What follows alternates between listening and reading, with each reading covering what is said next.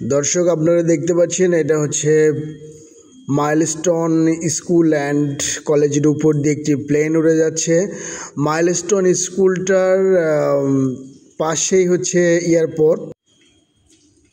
এখন কিছুক্ষণ পর পর একটি করে প্লেন উড়ে যায়। এটি হচ্ছে মাইলস্টোন স্কুল অ্যান্ড কলেজের ভিতরের পরিস্থিতি। এখনও মানুষ এদিক দিয়ে যাতায়াত করতেছে, এখনও মানুষ এখানে ভিড় জমাচ্ছে। তো মাইলস্টোন স্কুলের উপর দিয়ে সবসময় প্লেন উড়ে যায়, এই জন্যই মনে হয় বিধ্বস্ততা হওয়ার মূল কারণটা হচ্ছে এটাই। মাইলস্টোন স্কুলের পরে এখানে হচ্ছে প্লেন ল্যান্ডিং পয়েন্ট।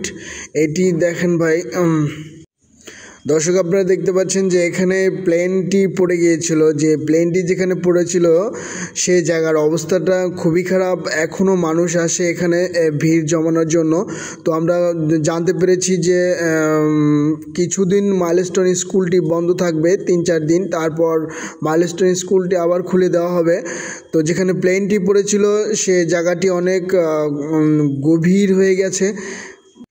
এই স্কুলে এখনও তার আত্মীয় স্বজনরা, স্টুডেন্টের আত্মীয় স্বজনরা এসে ঘোরাফেরা করে, তাদের দুঃখ প্রকাশ করে।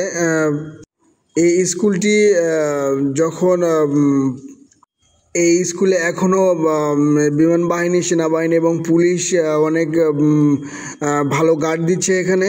ওনারা এই মাইলস্টোন স্কুলের চতুর্দিকে বেড়া দেওয়া হয়েছে, যে এই জিনিসটা এখানে যেন এটা হচ্ছে বেড়া দেওয়া হয়েছে যেন সবাই যেন সবসময় ঢুকতে না পারে। এটা হচ্ছে এখনও অনেক